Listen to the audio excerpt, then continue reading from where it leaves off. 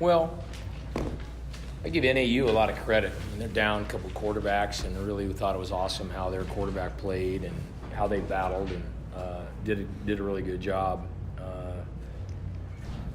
I think it says something about us in our program when you score 42 and win 42-20, but you're thinking, doggone it, we can be a lot better. But that's a good place to be. I've also been coaching long enough that you got to enjoy anytime you get the W. But a couple hiccups in there, a few penalties, kind of hurt us on a few drives. But like I said, give NAU a lot of credit. They did a nice job and defensively, and so we got to get ready to go and get on the bird again and go play Eastern this week. Coach, any update on Alonzo Gilliam? Don't know yet. Yeah. It feels good to be back home, being on the road, 3 out of the last 4. Yeah, you always love being at home, and you always love defending the Tomb. And well, it's not the Tomb; we still call it the Tomb. It's still the Tomb to all us old guys, right, Bob? That's right. It's still the Tomb. Call on the goose to the Tomb. So yeah, that's good. And because we did have a couple of rough.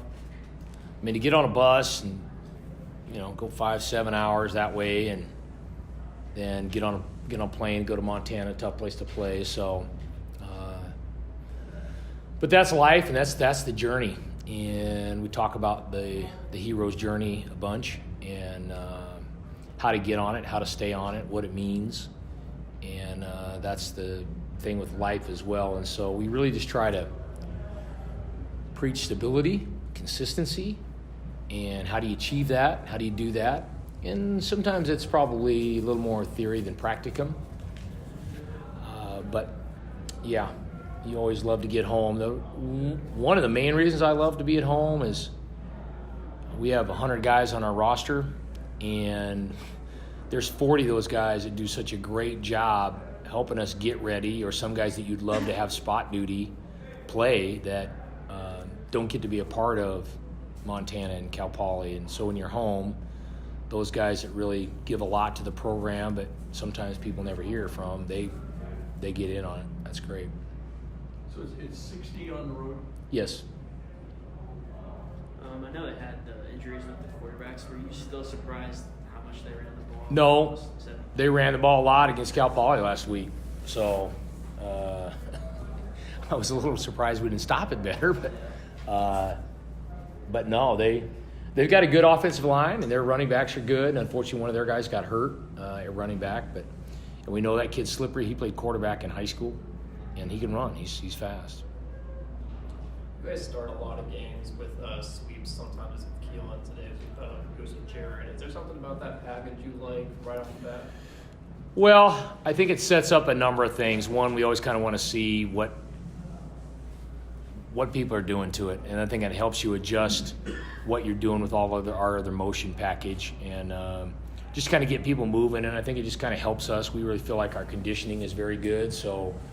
We like to get running and play that kind of a game.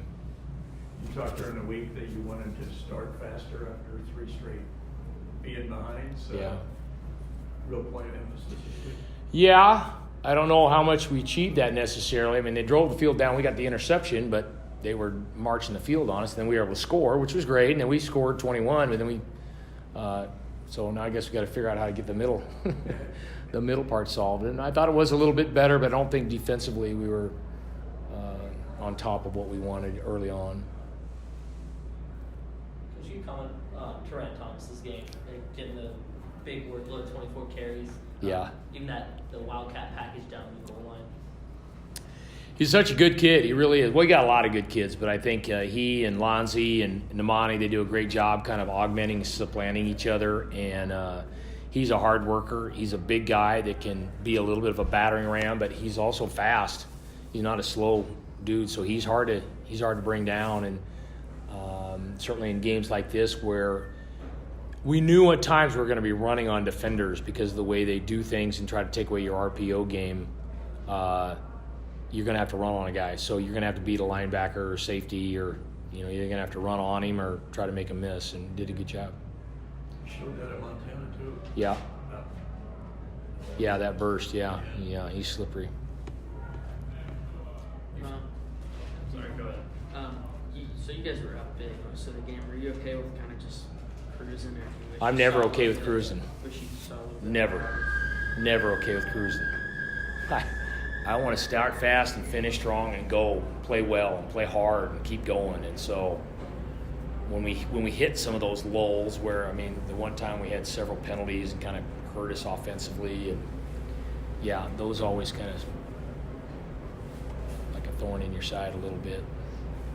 Cruise is not a word that I really like to have in my vocabulary. You talked in the past, everybody's beat up at various times. Yep. We're getting into week 9, 10, 11. Do you do anything different during the week, these guys? I think we're doing a good job how we practice. I think we did a nice job of therapy and how we're training them, how we're lifting them and running them and practicing them, and been very aware of that. I think in general we've been pretty good. What was the nature of Lonzo's? Don't know that yet. But can you talk about a little more of the impact that Mason Williams made on the defensive end? Last week, and he got another turnover this week. It's really Yeah, and he almost got the other interception. I mean, in my opinion, I Yeah. mean he's could be the defensive MVP in the conference. I mean, he's really that valuable.